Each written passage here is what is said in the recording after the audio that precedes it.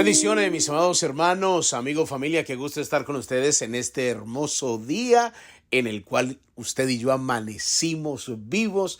Bendito sea el Señor. Ustedes saben que cuando llega este día me gozo enormemente porque pienso en la cantidad de personas en el mundo entero, millones y millones de almas glorificando el nombre de nuestro Dios en diferentes idiomas, diferentes culturas.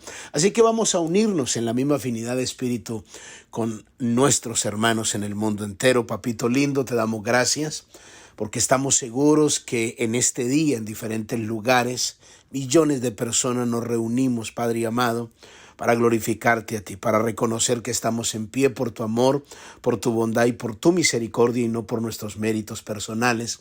Gracias por todos aquellos que escuchan estos devocionales donde quiera que se encuentren. Sean bendecidos ahora en el nombre de Jesús. Amén. Y amén, gloria al Señor. Le damos la bienvenida a aquellos que ingresaron a los devocionales desde el corazón de Dios. Soy el pastor Fabio Castañeda, donde todos los días pues escucharás una palabra que estoy seguro que bendecirá mucho tu vida. Muy bien, mis amados hermanos, iniciamos el día de ayer una enseñanza titulada ¿Cuál debe ser tu profundidad en el río de Dios? ¿Cuál debe ser tu profundidad en el río de Dios? La base bíblica que usamos para esta enseñanza es Ezequiel capítulo 47 del versículo 1 hasta el 12. El día de ayer leímos los 12 versículos.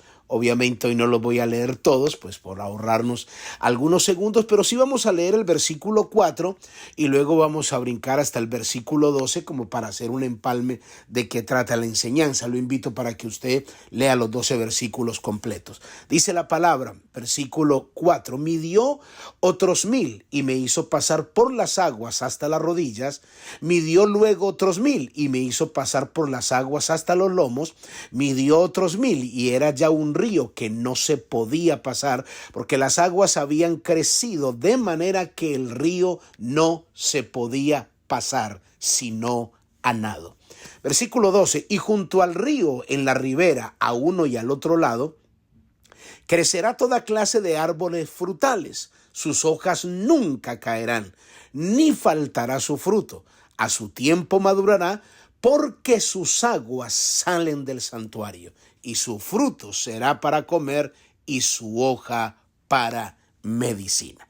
En el día de ayer hablábamos que es un río que la Biblia acaba de decir específicamente que sale del santuario de Dios directamente desde el trono de Dios.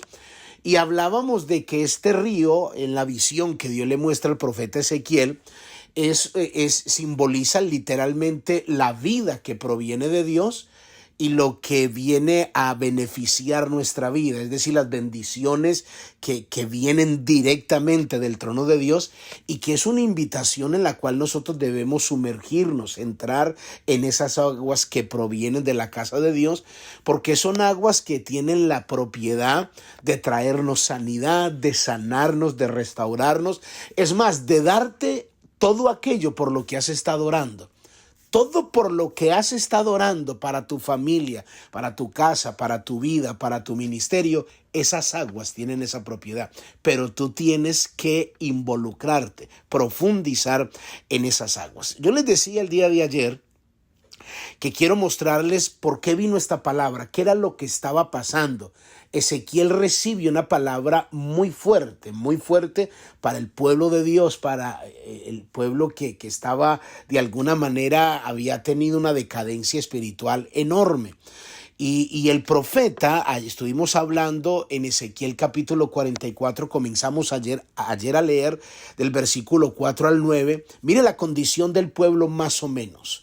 Y digo más o menos es porque había que leer todo el libro de Ezequiel para entender todo, pero hay pasajes que realmente nos dan una luz muy clara. Dice, me llevó hacia la puerta del norte delante de la casa y miré, he aquí la gloria de Jehová había llenado la casa de Jehová y me postré sobre mi rostro y me dijo Jehová. Aquí Jehová comienza a hablarle al profeta y le dice, hijo de hombre, pon atención y mira con tus ojos y oye con tus oídos todo lo que yo hablo contigo sobre todas las ordenanzas de la casa de Jehová y todas sus leyes, y pon atención a las entradas de la casa y a todas las salidas del santuario. Y mire cómo dice el profeta, como dice Dios al profeta para que el profeta le diga al pueblo. Versículo 6.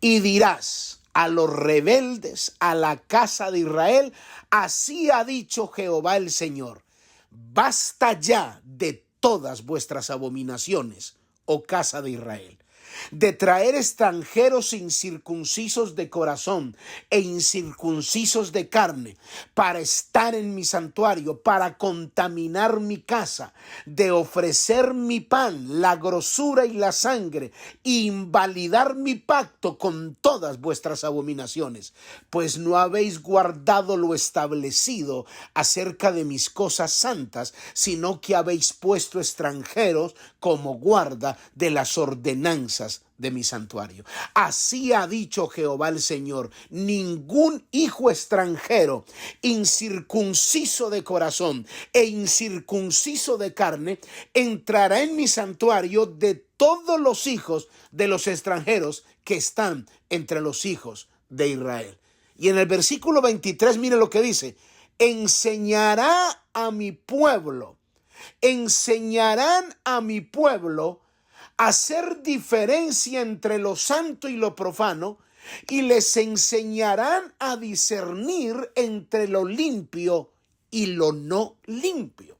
Note la condición espiritual en la que el pueblo se encontraba.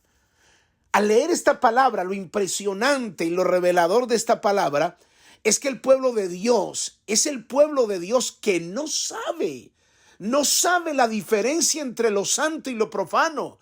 Es el pueblo de Dios que no sabe la diferencia entre lo limpio y lo no limpio, entre lo sagrado y lo no sagrado.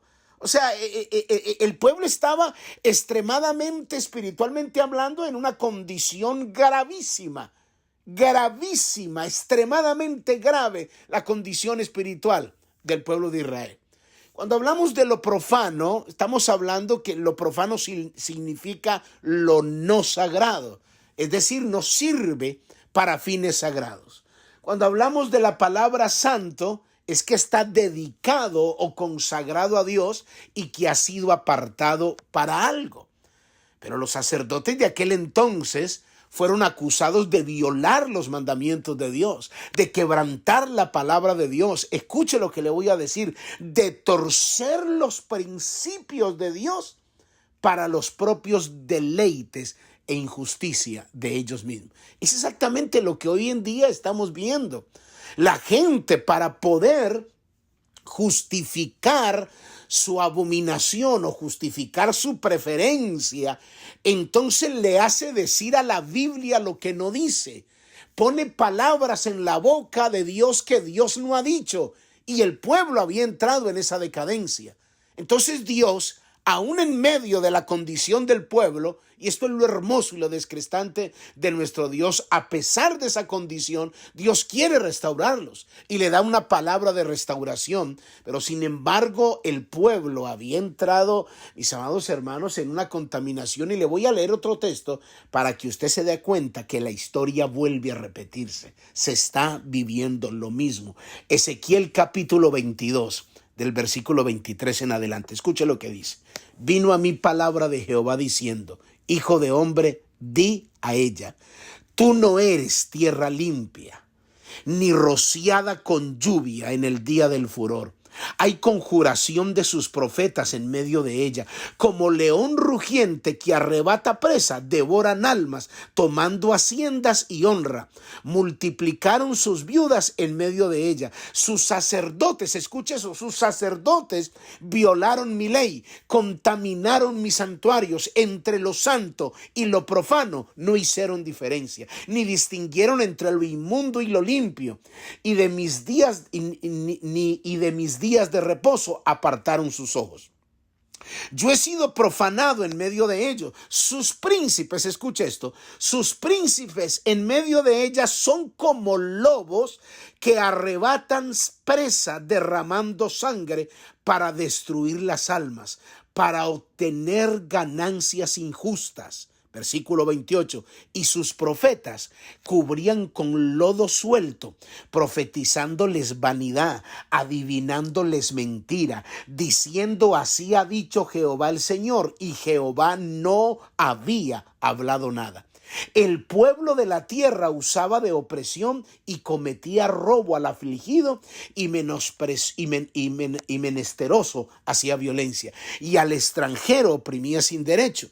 Busqué entre ellos un hombre que hiciese vallado, que se pusiese en la brecha delante de mí a favor de la tierra, para que no la destruyese, y no lo hallé.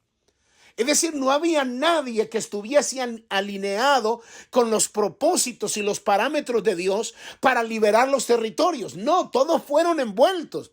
Aún mismo los sacerdotes y los príncipes y todo lo demás fueron envueltos. ¿Y sabe qué hacían? Le pedían dinero a la gente para soltarles una palabra profética. Yo creo en lo profético, pero yo no necesito manipularlo a usted ni decirle deme 200, ni 300, ni 500 para soltarle una palabra profética para que Dios lo bendiga. Si yo le doy una palabra y usted quiere bendecir el ministerio o Dios le pone en el corazón, pues nosotros recibimos la bendición porque es bíblico, porque así lo dice la palabra. Pero no podemos nosotros profetizar de alguna manera tratando de usar de su dolor, de sus circunstancias, y no trayendo palabra profética que Dios no ha dicho. Son palabras de corazón, corazonadas, que no tienen que ver nada, y el pueblo estaba entrando en eso. Hoy en día estamos viendo eso. ¿Por qué? Porque hay tanta gente que de alguna manera sigue personas que están buscando su ganancia, que están de alguna manera no llevándolos a la restauración completa, porque el pueblo no quiere meterse en las aguas, no quiere profundizar, no quieren intimidad con la palabra, se han descuidado de la lectura de la escritura, no quieren profundizar en esas aguas, y por consiguiente entonces entran en esa decadencia espiritual. Pero es que es impresionante ver el amor de Dios, que a pesar de la rebeldía del pueblo de Dios, y esto no es una licencia para pecar, Dios les estaba dejando un mensaje de esperanza. El pueblo de Dios estaba literalmente llevando una vida cristiana muy superficial, muy por encimita. Yo diría que ni una vida cristiana. Estaban apartados completamente, pero la solución que Dios ofrece es que ellos tienen que profundizar y sumergirse en la vida del reino de Dios. Entrar en esas aguas para que experimenten la libertad, la sanidad, no solo los sacerdotes, no solo los príncipes, sino todo el pueblo. Y por eso Dios le presenta la visión al profeta Ezequiel y lo lleva y le dice, mira, hay aguas que salen del santuario, y esas aguas, todo el que nadare en ella será sano, será restaurado. Así que mañana continuamos, si Dios lo permite. Padre, yo te doy muchas gracias por tu palabra. En el nombre de Jesús, amén y amén. Muy bien, mis amados hermanos, amigos, familia, cuídense mucho. Bendiciones. Bye bye.